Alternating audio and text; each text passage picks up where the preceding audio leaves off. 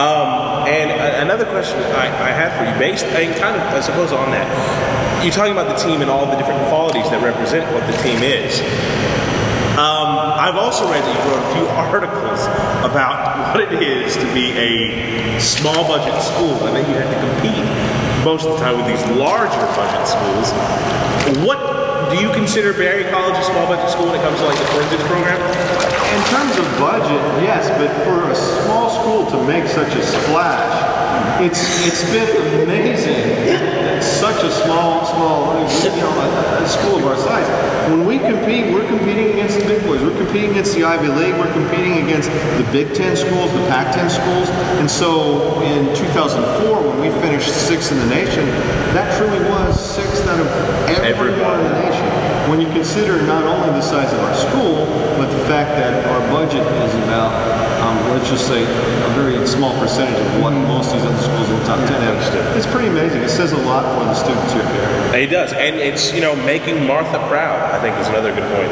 But at the same time, that must take a lot of work. And I know in one of your other articles and speeches, you talked about, I believe it's how Born to Run or Burnout, where there's the potential that different coaches or professors can get burned out on the system itself.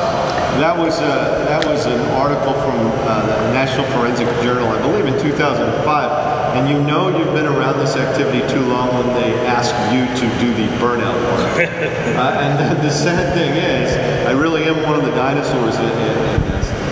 Because it is so work intensive and because there's a whole lot of travel, people just don't generally last very long. In fact, the last study I saw was an average of between 5 and 7 years is the average coaching span. That's and how long have you been doing this? Well, I've been here at Barry for 18 years directing forensics, and before that I did it other places for about 5 years. That's goodness gracious. And very scholarly. I don't know if we mentioned this, but Dr. Richardson got his PhD from Wayne University, which is different than Wayne State University. Because I thought it was Bruce Wayne University, which is... Anyway. And we also... we also found out that you are also working on an article currently with Dr. Brian Carroll about blogging being the next journalism. Is that right? Or am I wrong on that? Well, because we think blogging is playing such an important role, an emergent role in journalism and a number of other areas, we're looking specifically at credibility and the new credibility that we see emerging from the blogosphere. It's quite fascinating. When people think of credibility, they don't usually think of things like transparency and identification. And these are just some new things that we're finding is becoming an important part of why we go to these things, and more importantly, why we trust blogs. I think. Okay. So credibility is amazing. Yeah. Okay, that's pretty pimp. I like that. And now for our next question: if you were a tree, what would you be? Staying on the scholarly concepts, if you were a tree, what would you be? I think there's the hickory. There's the whole tough as a hickory, the whole Andrew Jackson, who I really admire because he was very much a populist and the founder of really the Democratic Party. And so I think probably a hickory. Granted, Jackson had some problems. He wiped out. So you're saying you hate red men, is what you're basically saying? No, I'm not suggesting that at all. What I'm suggesting is that while he was a jerk, he was a populist jerk. So okay, let me get this straight. I tend to like. You hated the President of the United States, so you're. What are you saying? You don't like being an American? I'm not really saying I hated President Jackson. What I'm saying is he did some things that I really wished he hadn't. And that's why you want to be a hickory tree. I want to be a hickory because they're tough. It takes toughness to, let me give you a word of advice. It takes toughness to make it in this world today. You just remember that, son. You're tough? Yeah. Like tough like a 15-year-old girl, maybe. You're not, look at you. I can see your nipples through your shirt. Anyway, I can see yours. But they're huge. It's not my fault. Yeah, you don't know that. What do they have? We actually have a surprise for you. Keep going. Forward. We have a sponsor for our show, and York Peppermint Patties is one of the sponsors of our television show, The Dank. So we got you some York Peppermint Patties. They're Bjork. Bjork Peppermint Patties is what I meant to say. Made by Poon Shi Tang Candy. From where? Northeast Asia. So there's that. So this is just a token of our esteem for doing this. We have a few more questions. I'm truly underwhelmed. Okay. What do you feel when you buy into your Refreshing. You feel refreshing? I feel refreshed. It's like the snow is falling. It's like I'm back in Michigan again in the winter. And the snow in Detroit actually turned black right away. But I don't feel that way. It's a white. It's a beautiful. You feel like a white. Pure white. He feels like a white every time he bites it. Sometimes you feel like a white. Sometimes you don't. So there's many times that I don't actually feel like a white. Why is all our trash going away? My next question for you: who do you think would win in a fight, Batman or Superman?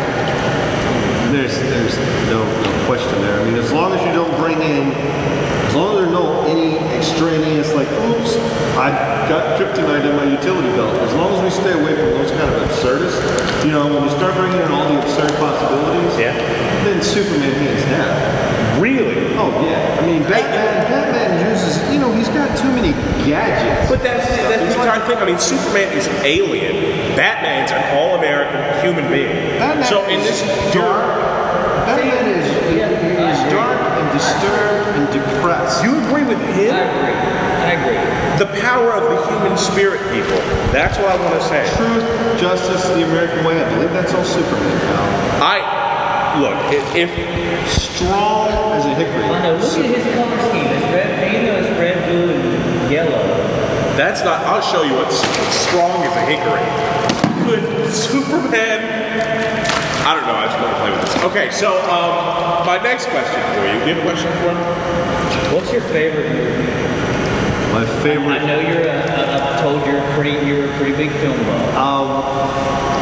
You know, there's so many genres you have to consider. There's just, I would say, if I had to pick one, if you made me pick one of all time, I'd probably say Annie Hall. Annie Hall. Woody Allen. Woody Allen. Christopher Walken.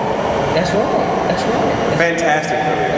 And I suggest that everyone who watches Go today, Netflix, Blockbuster, whatever. steal it from a friend. Yes, I have it. If you want it. Now, my next question for you is: do you like Michael Moncrief's shirt?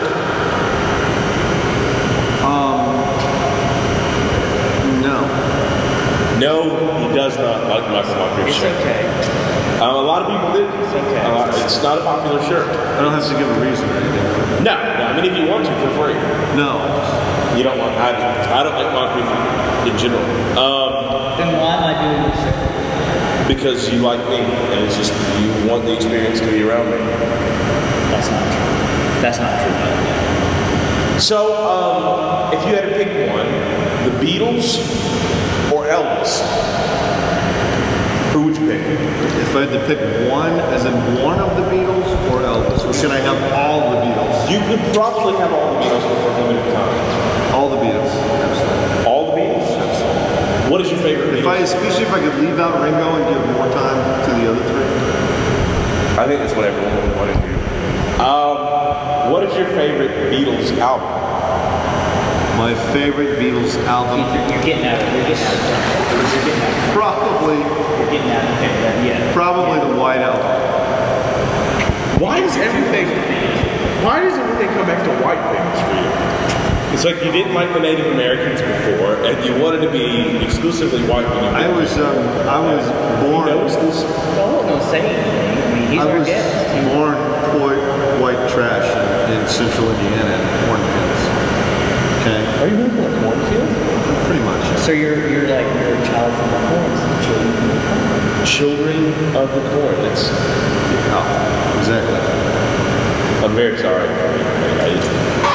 Explains my sense of humor. Yeah. Bit corny.